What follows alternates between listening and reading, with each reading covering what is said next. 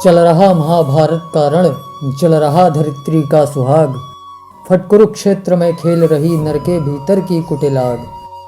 वाजियों गजों की लोथों में गिर रहे मनुज के छिन्न अंग, बह रहा चतुष्पद और द्विपद का रुधिर मिश्र हो एक संग। गत्तर गहरे सुधर बूधर से लिए रक्त रंजित शरीर, थे जूझ रहे कौंतेय कर्ण क्षण क्षण करते गर्जन गंभीर। दोनों रणकुशल धनुर्धर नर, दोनों संबल दोनों समर्थ, दोनों पर दोनों की अमोद थी विशिख दृष्टि हो रही व्यर्थ। कहते हैं महाभारत का युद्ध चल रहा था, कर्ण और अर्जुन के बीच का युद्ध था। दोनों तरफ से वाणों की वर्षा हो रही थी। दोनों योद्धाओं में कोई किसी से कमजोर नहीं था। रामधारी सिंह दिनकर ने इस पूरी कहानी को कविता के रूप में लोगों के सामने रखा। सुनिएगा कि दोनों रणकुशल धनुर्धर नर, दोनों समबल दोनों समर्थ, दोनों पर दोनों की अमोघ थी विशिख दृष्टि हो रही व्यर्थ। इतने में शर के लिए कर्ण ने देखा जो अपना निशंग, तरकस में से फुंकार उठा कोई प्रचंड विषधर भुजंग। कहता कि कर्ण मैं अश्वसेन विश्रुत भुजंगों का स्वामी हूँ, जन्म से पार्थ का शत्रु परम तेरा बहुविध हितकामी हूँ। बस एक बार कर कृपा धनुष पर चढ़ शक्य तक जाने दे, इस महाशत्रु को अभी तुरंत स्पंदन में मुझे सुलाने दे। कर वमन गरल जीवन भर का संचित प्रतिशोध उतारूंगा, तू मुझे सहारा दे बढ़कर मैं अभी पार्थ को मारूंगा। लोकश्रुति है कि जब युद्ध चल रहा था तो उस समय कर्ण ने अपने तरकश से तीर निकाला, तो उसके साथ में एक नाग, एक सांप भी वहाँ पे आया और उसने कहा कि मुझे एक बार जो है अर्जुन तक पहुँचा दो किसी तरीके से, मैं तुरंत जो है उसको मारूंगा। अभी ये सांप कौन था, इसकी क्या कहानी है, उसकी कथा मैं आपको बाद में बताऊंगा, लेकिन अभी आप दिनकर की कविता आगे सुनिए कि कर वमन गरल जीवन भर का संचित प्रतिशोध उतारूंगा, तू मुझे सहारा दे बढ़कर मैं अभी पार्थ को मारूंगा। राधेय जरा हंसकर बोला, रे कुटिल बात क्या कहता है, जय का समस्त साधन नर का अपनी बाहों में रहता है। उस पर भी सांपों से मिलकर मैं मनुज से युद्ध करूं, जीवन भर जो निष्ठा पाली उससे आचरण विरुद्ध करूं। तेरी सहायता से जय तो मैं अनायास पा जाऊंगा, आने वाली मानवता को लेकिन क्या मुख दिखलाऊंगा। संसार कहेगा जीवन का सब सुकृत कर्ण ने क्षार किया, प्रतिभट के वध के लिए सर्प का पापी ने सहाय लिया। रे अश्वसेन तेरे अनेक वंशज हैं छिपे नरों में भी, सीमित वन में ही नहीं बहुत बसते पुरग्राम घरों में भी। ये नर भुजंग मानवता का पथ कठिन बहुत कर देते हैं, प्रतिबल के वध के लिए नीच सहाय सर्प का लेते हैं। ऐसा न हो कि इन सांपों में मेरा भी उज्जवल नाम चढ़े, पाकर मेरा आदर्श और कुछ नरता का यह पाप बढ़े। अर्जुन है मेरा शत्रु किंतु वह सर्प नहीं नर ही तो है, संघर्ष सनातन नहीं शत्रुता इस जीवन भर ही तो है। अगला जीवन किस लिए भला तब हो द्वेषांध बिगाड़ू मैं, सांपों की जाकर शरण सर्प बन क्यों मनुष्य को मारूं मैं। जा भाग मनुष्य का सहज शत्रु मित्रता न मेरी पा सकता, मैं किसी हेतु भी यह कलंक अपने पर नहीं लगा सकता।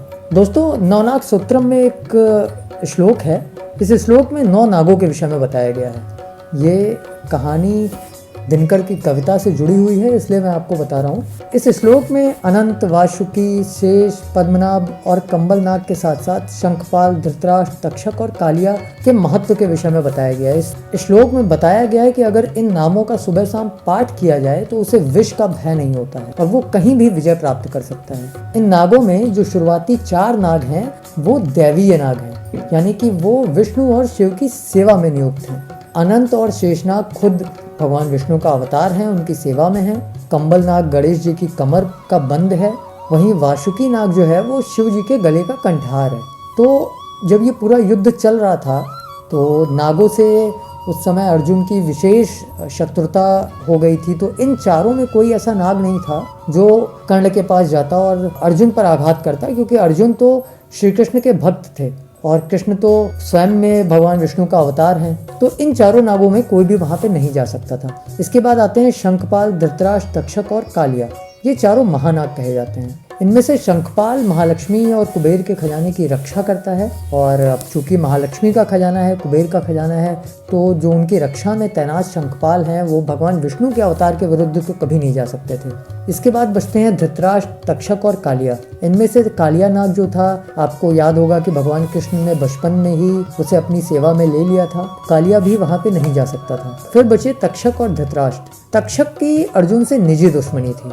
अब मैं आपको वो कहानी बताता हूँ कि तक्षक की अर्जुन से दुश्मनी क्यों हुई। दरअसल खांडव वन था एक, जिसे अर्जुन ने जला दिया था। कहा जाता है जो ये वन था खांडव वन, इसमें बहुत बड़ी संख्या में नाग रहते थे और जो तक्षक था उसकी पत्नी उसी समय में उसी आग में जलकर मर गई थी। अब वो चूंकि तक्षक खुद वहाँ पे नहीं जा सकता था क्योंकि वो देवराज इंद्र का मित्र था और अर्जुन को माना जाता है कि वह देवराज इंद्र के पुत्र थे, तो अगर ऐसे समय में वो वहाँ जाता और श्री कृष्ण उसे देखते तो फिर निश्चित ही उसका वध कर देते। इसके लिए उसने अपने कुल के एक अन्य नाग अश्वसेन को अर्जुन को मारने के लिए भेजा।